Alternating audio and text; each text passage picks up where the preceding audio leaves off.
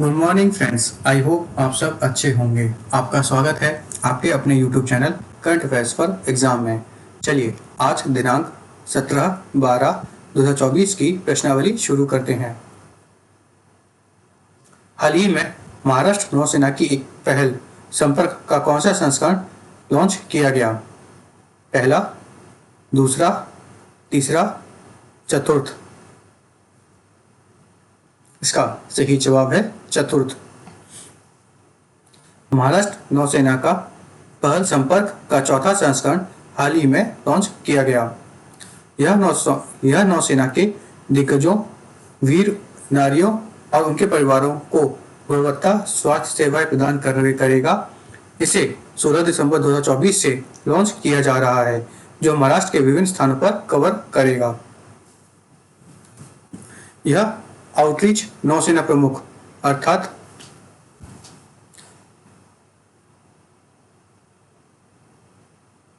के दृष्टिकोण का एक अभिन्न अंग है, जो दिग्गजों और उनके परिवारों की भलाई सुनिश्चित करता है। चलिए अगले प्रश्न पर आते हैं। निम्नलिखित में से किसने 2024 के लिए फीफा सर्वश्रेष्ठ पुरुष खिलाड़ी का पुरस्कार जीता है? Cristiano Ronaldo, Lionel Messi, Vinicius Junior, Kylian Mbappe. इसका सही जवाब है विनीसियस जूनियर। विनीसियस जूनियर ने 2024 के लिए FIFA best man player of the year का पुरस्कार हाल ही में जीता है। बार्सिलोना की एंटेना बोनमाती को 2024 के लिए सर्वश्रेष्ठ फीफा महिला खिलाड़ी चुना गया है। एस्टन विला के एमिलियानो मार्टिनेज को सर्वश्रेष्ठ पुरुष गोलकीपर चुना गया है। शिकागो रेड स्टार्स की एलिसा नेहर को सर्वश्रेष्ठ महिला गोलकीपर चुना गया है। चलिए अगले प्रश्न पर आते हैं। पेंशनर दिवस हर वर्ष कब मनाया जाता है? 17 दिसंबर, 18 दिसंबर, 19 दिसंबर, 20 दिसंबर। इसका सही जवाब है 17 दिसंबर। पेंशनर दिवस हर साल 17 दिसंबर को मनाया जाता है। पेंशनर दिवस पेंशनर के अधिकारों और सम्मानों के लिए अथक संघर्ष करने वाले अग्रणी व्यक्ति DS नाकरा को श्रद्धांजलि है। यह दिन 1982 के ऐतिहासिक सुप्रीम कोर्ट के फैसले की याद दिलाता है, जिसमें सेवानिवृत्त अधिकारी और पेंशन भोगियों के लिए समानता और न्याय की गारंटी दी थी। चलिए अगले प्रश्न पर आते हैं। निम्नलिखित में से किसे हिंदी साहित्य के लिए साहित्य अकादमी पुरस्कार 2024 से सम्मानित किया गया है? संजीव, गगन गिल, बद्रीनारायण, जया प्रकाश सिंह। इसका सही जवाब है गगन गिल।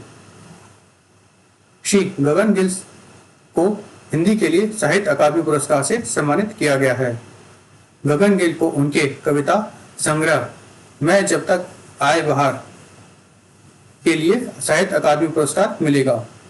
साहित्य अकादमी भारत की राष्ट्रीय साहित्य अकादमी 1994 को में संस्कृति मंत्रालय के अधीन स्थापित की गई थी। यह पुरस्कार 24 भारतीय भाषाओं में उत्कृष्ट पुस्तकों को सम्मानित करने के लिए शुरू किया गया था, जिसकी शुरुआत 1994 में हुई थी। पहला पुरस्कार 1955 में दिया गया था।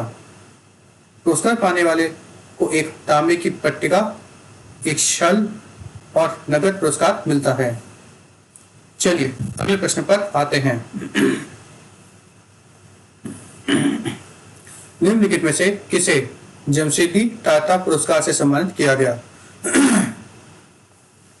नितिन रमेश परब, किरण मंजुमदार शॉ, पंकज सिन्हा, संजय चतुर्वेदी। इसका सही जवाब है किरण मजूमदार शॉ। बायोकॉन की चेयरमैन किरण मजूमदार शॉ को Indian society for quality and welfare द्वारा जमशेदी टाटा पुरस्कार से हाल ही में सम्मानित किया गया। उन्हें जैव विज्ञान क्षेत्र में उनके असाधारण नेतृत्व और बायोकॉन को वैश्विक जैव प्रौद्योगिकी नेता के रूप में स्थापित करने के लिए उनके योगदान के लिए सम्मानित किया गया। यह पुरस्कार किरण मजूमदार शॉ की गुणवत्ता के प्रति प्रतिबद्धता और 1978 में उनकी अग्रणी प्रयासों को मान्यता देता है। चलिए अगले प्रश्न पर आते हैं। भारत का पहला मधुमेह बैंक बायो बैंक निम्नलिखित में से किस स्थान पर स्थित है? बेंगलुरु, हैदराबाद, अमरावती, चेन्नई। इसका सही जवाब है चेन्नई। भारत का पहला मधुमेह बायो बैंक चेन्नई में स्थित है।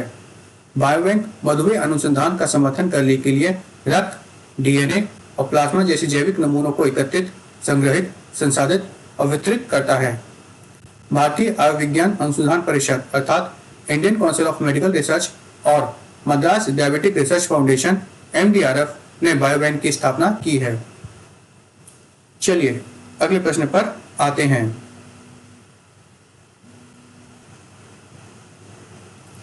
पहली गंगा नदी डॉल्फिन की टैनिंग निम्नलिखित में से किस राज्य में की गई? असम, ओडिशा, झारखंड, बिहार। इसका सही जवाब है असम। असम में पहली गंगा नदी डॉल्फिन की टैगिंग की गई। यह भारत और विश्व स्तर पर इस प्रजाति की पहली टैगिंग थी। यह कार्यक्रम पर्यावरण, वन और जलवायु परिवर्तन मंत्रालय और अन्य संगठनों द्वारा शुरू किए गए प्रोजेक्ट डॉल्फिन का हिस्सा है, जिसका उद्देश्य इस लुप्तप्राय प्रजाति के बारे में ज्ञान बढ़ाना है। चलिए अगले प्रश्न पर आते हैं। INS निर्देशक भारतीय नौसेना का एक जहाज है, जिसे निम्नलिखित में से किस स्थान पर हाल ही में कमीशन किया गया था? सूरत, बंगलगांव, विशाखापट्टनम, मुंबई। इसका सही जवाब है विशाखापट्टनम। INS निर्देशक भारतीय नौसेना का एक जहाज है, जिसे विशाखापट्टनम में कमीशन किया गया था। यह सर्वेक्षण पोत परियोजना का दूसरा जहाज है। जहाज को नौवहन, समुद्री सुरक्षा और जल सर्वेक्षण की मदद के लिए डिजाइन किया गया है। इसका निर्माण कोलकाता स्थित garden research and ship builders द्वारा किया गया है। इसमें 80% से ज्यादा स्वदेशी सामग्री है। इसमें ऑटोनोमस अंडर वाटर व्हीकल्स और मल्टी बीम इको साउंड जैसी उन्नत प्रणाली का इस्तेमाल किया गया है। यह एक संध्या श्रेणी का सर्वेक्षण पोत है। चलिए अगले प्रश्न पर आते हैं। भारतीय सेना ने निम्नलिखित में से किस शहर में AI इंक्यूबेशन सेंटर लॉन्च किया है? हैदराबाद, बेंगलुरु, पुणे, इंदौर। इसका सही जवाब है बेंगलुरु। भारतीय सेना ने बेंगलुरु में AI इंक्यूबेशन सेंटर का शुभारंभ किया है। यह सेना की तकनीकी प्रगति और आर्टिफिशियल इंटेलिजेंस को अपनाने की दिशा में एक महत्वपूर्ण कदम है। केंद्र का उद्देश्य भारतीय सेना का परिचालन क्षमताओं को बढ़ाना, AI तैयार बल बनाना और आधुनिक सुरक्षा चुनौतियों के लिए समाधान विकसित करना है, जिसे भारत इलेक्ट्रॉनिक्स लिमिटेड द्वारा समर्थित किया जा रहा है। चलिए अगले प्रश्न पर आते हैं। निम्नलिखित में से कौन सा देश हाल ही में ट्रांस पैसिफिक पार्टनरशिप के लिए व्यापक और प्रगति समझौते पर शामिल हुआ है? Japan, Bangladesh, Britain, Sri Lanka. इसका सही जवाब है Britain. Britain trans Pacific partnership के लिए व्यापक और प्रगति समझौते में शामिल हुआ है। CPTPP प्रशांत क्षेत्र में एक मुक्त व्यापार समझौता है, जिस पर मूल रूप से 11 देशों ने मार्च 2018 में सैंटियागो, चिली में हस्ताक्षर किए थे। CPTPP के सदस्य हैं Australia, Canada, Japan, New Zealand, Brunei, Chile, Malaysia, Mexico, Peru, Singapore, Vietnam और UK। चलिए अगले प्रश्न पर आते हैं। स्लाइनेक्स भारत और निम्नलिखित में से किस देश के बीच आयोजित एक द्विपक्षीय नौसेना अभ्यास को संदर्भित करता है? मालदीव, श्रीलंका, बांग्लादेश, सिंगापुर। इसका सही जवाब है श्रीलंका।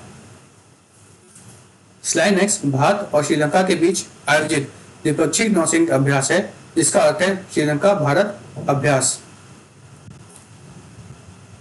इसका उद्देश्य नौसेना कुशल संचार अभ्यास और विशेष बल प्रशिक्षण सहित संयुक्त नौसैनिक अभियानों के माध्यम से दोनों देशों के बीच समुद्री सहयोग को मजबूत करना।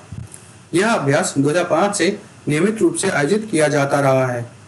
भारत सार्क में श्रीलंका का सबसे बड़ा व्यापार साझेदार है। चलिए अगले प्रश्न पर आते हैं। भारत का स्टार्टअप अंतरिक्ष मलबे से निपटने के लिए लेजर से लैस उपग्रह का अध्ययन करने के लिए निम्नलिखित में से किस देश के साथ सहयोग करेगा? दक्षिण कोरिया, सिंगापुर, ऑस्ट्रेलिया, जापान। इसका सही जवाब है जापान। अंतरिक्ष मलबे से निपटने के लिए जापान और भारत के स्टार्टअप लेजर से लैस उपग्रह का अध्ययन करेंगे। इसमें टोक्यो स्थित आर्टिबल लेजर और भारतीय रोबोटिक्स कंपनी स्पेसआईटी शामिल है। यह निष्क्रिय उपग्रह को कक्षा से बाहर निकालने और अंतरिक्ष यान के जीवन काल को बढ़ाने जैसी सेवाओं का अवसरों का अध्ययन करेंगे। फ्रेंड्स, आज का सेशन यहीं समाप्त होता है। आपको हमारा सेशन कैसा लगा कमेंट करके बताइएगा तथा लाइक एवं सब्सक्राइब अवश्य कीजिएगा। धन्यवाद।